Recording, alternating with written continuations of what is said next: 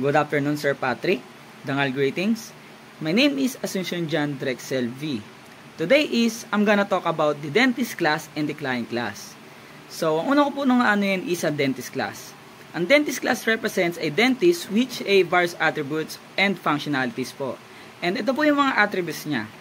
Yung dentist ID po is for the unique identifier for the dentist.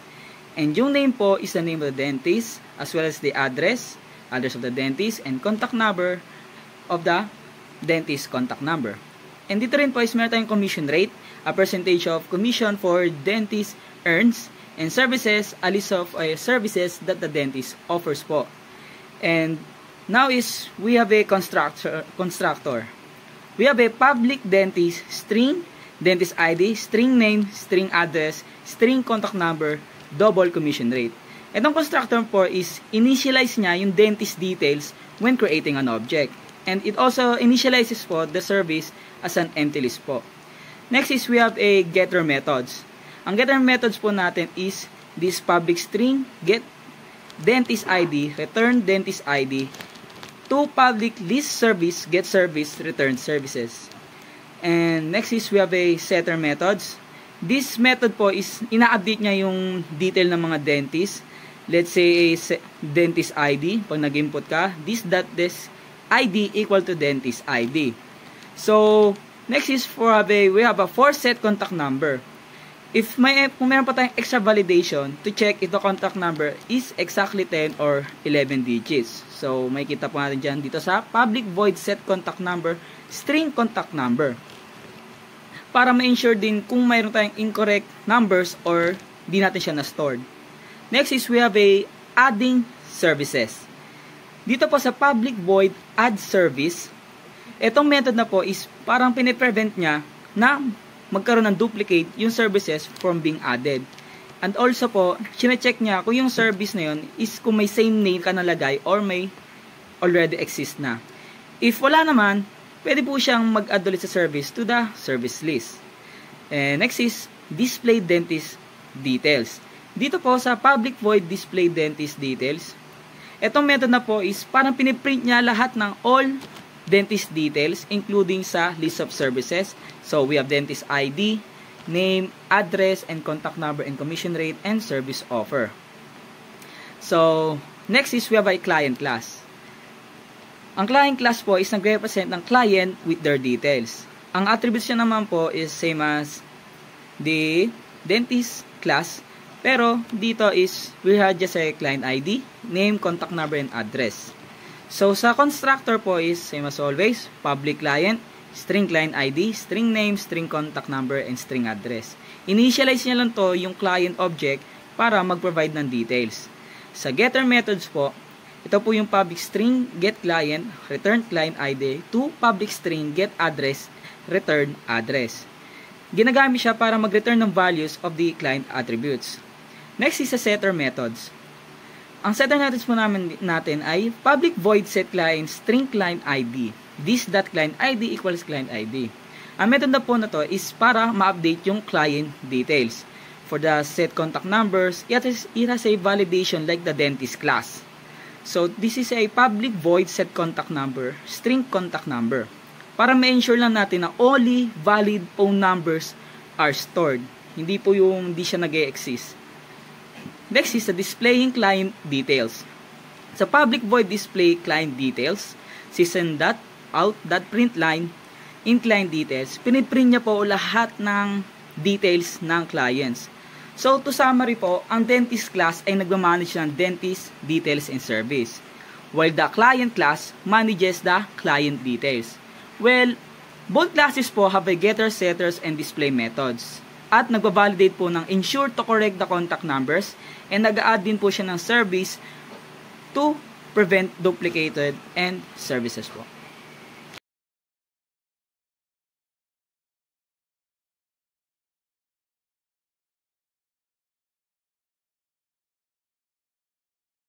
Greetings everyone, my name is BJ L. Barcelona and I am gonna explain the service.java in our midterm project.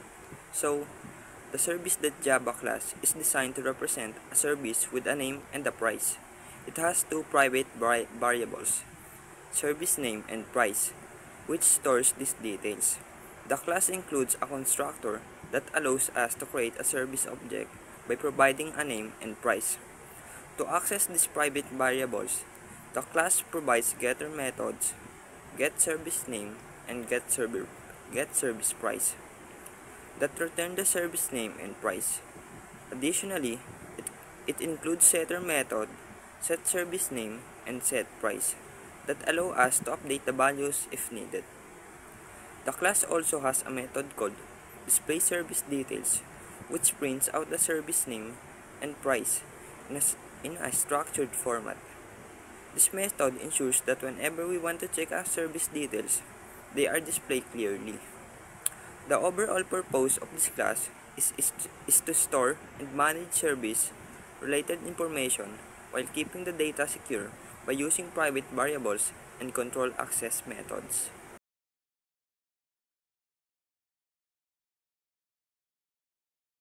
Next is the transaction.java. Transaction.java class represents a dental transaction that involves a client, a list of dentists, and a list of service provided. It has three private variables: client, which stores the client involved in the transactions; dentist, which is an array list holding multiple dentists who perform services; and services, which is another array list containing the service provided during the transaction. The class includes a constructor that initializes these variables when a transaction object is created. To retrieve these values, it provides getter methods, getClient, getDentist, and getService, allowing other parts of the program to access the details of the transaction. One of the key methods in this class is getTotalTransactionCost, which calculates the total cost of all service in the transaction by looping through the service list and summing up their prices. The displayTransactionDetails method prints a summary of the transaction, including the client name and the ID, the dentist who performed its service, the service name, and its cost. It also displays the total transaction cost at the end. This class ensures that all transaction details are organized and easily accessible, making it useful for managing dental service records.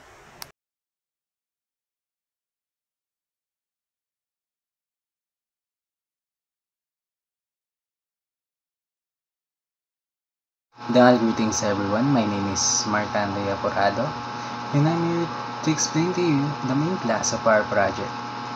First, we import the necessary Java libraries that support our program: ArrayList, List, and Scanner. Next, we define our main class, main, and its main method. We create a scanner object to capture the user input.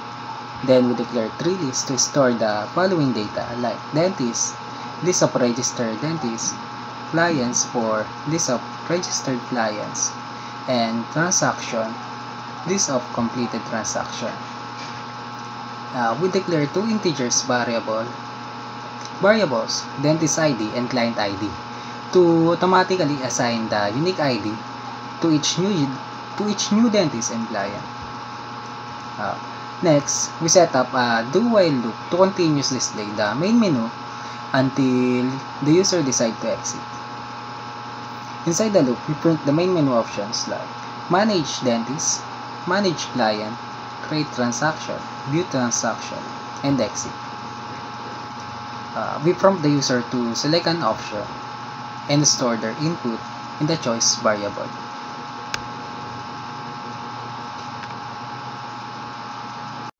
Now that we have set up the main menu, let's explore how we manage the dentist in our system.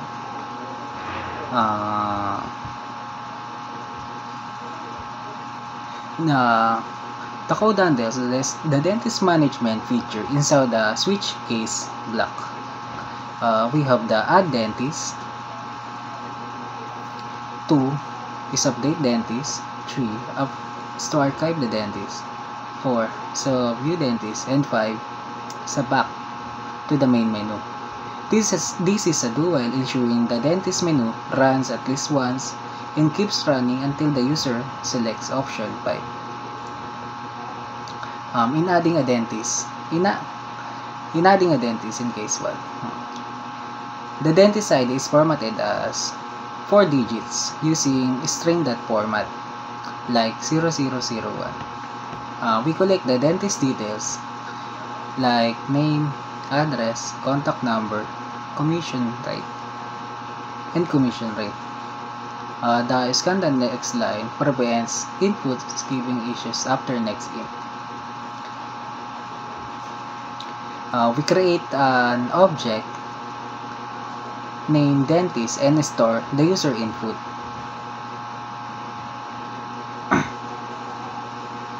In adding services for the dentist, we have the predefined services. For the first one, we have the fillings, and second one is checkup, and the third one is teeth whitening, and fourth one is tooth extraction. And once you're done, choose number 5. This is a do-while loop, ensures the dentist must select at least one service before proceeding. In handling service selection, the dentist add service method assigns selected service to the dentist. If no service is chosen, the loop forces the user to pick at least one service. In case 2, in updating dentist, the system prompts the user to enter dentist ID to update. In this update ID stores the dentist ID. Then if found, keeps track of whether ID exists. Searching for the dentist, a for loop scan through the dentist list to find a matching dentist ID. If it's matched, the system will prompt enter new name, enter new address, enter new contact number, and enter new commission rates that use set method from the dentist. The user can update name, address, contact number, and commission rate. In modifying services, we use do while loop allows adding more services or stay. For the third case 3, which is archive, the program searches for a dentist and remove them from the list. In case 4, for viewing all the dentists, display all the dentists and their services in structured format. We use for loop to display the dentist details. And lastly, the case 5, for returning to the main menu. The loop terminates and returns to the main menu. Since done with the managed dentist, let's proceed to the client dentist. When the user select option 2 from the main menu, the client menu is displayed inside the do while loop, ensuring it keeps running until the user chooses to go back. In client menu, we have the add client, update client, archive client, view client, and the back button to the main menu. This block displays a structured menu where users can manage client records. The do while loop ensures the menu keeps running until the user select option 5. The user input a choice stored in the client menu, which is evaluated in a switch statement. If the user select option 1, the system prompts them to enter client details. The client details is composed of client ID, unique client ID, the name of client, the contact number of client, the address of client, and it will store in an object named client with the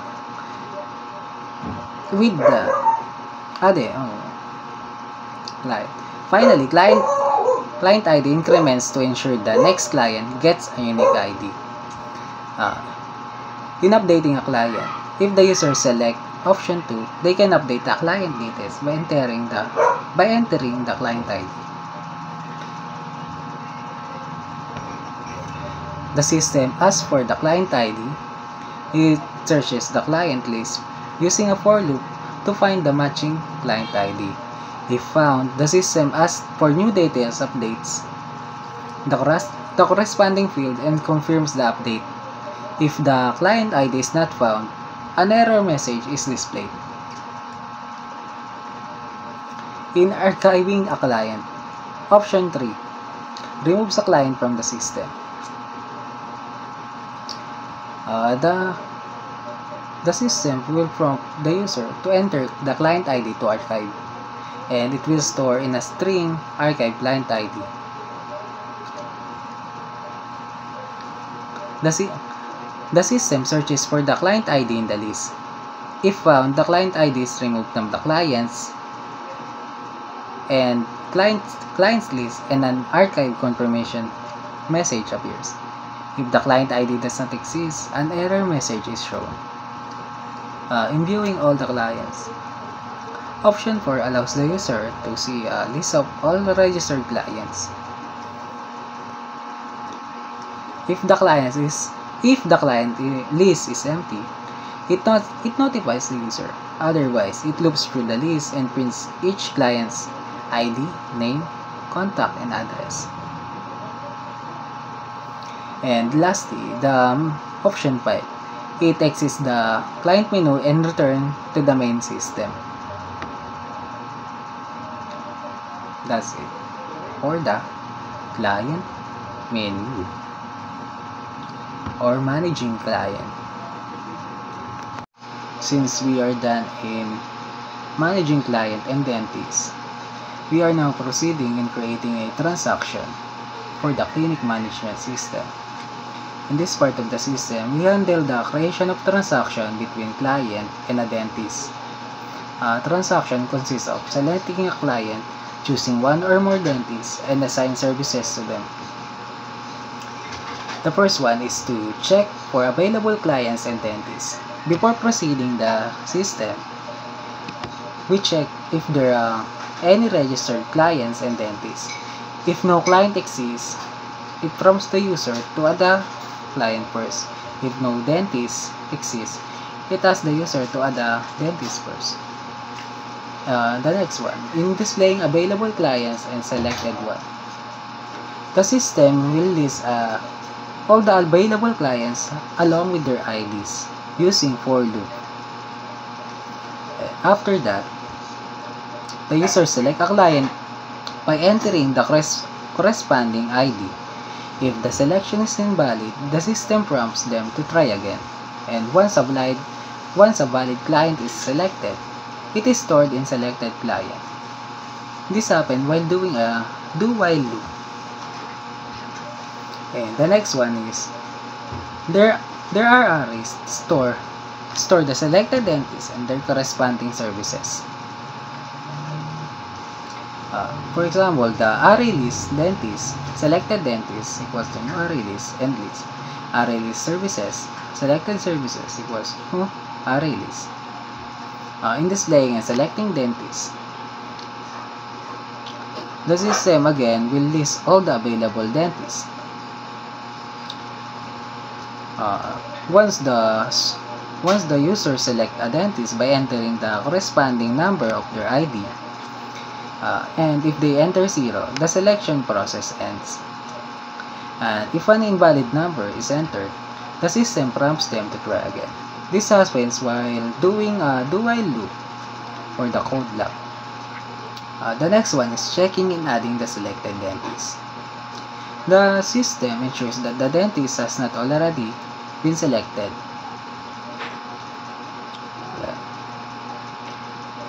Using the contains method. If the dentist has no assigned services, they cannot be selected. For the next one, we select for selecting services for the chosen dentist. The user lists all services offered by the selected dentist.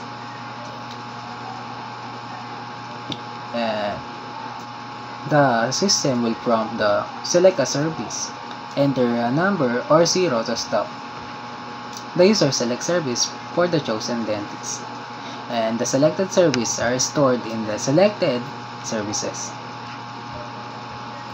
And for the confirming transaction, if no dentist or service were selected, the transaction is cancelled. And for displaying the summary, the system summarizes the transaction displaying clients, selected dentists, and chosen services. And for calculating the total cost, we created a transaction object, and total transaction cost is calculated and displayed.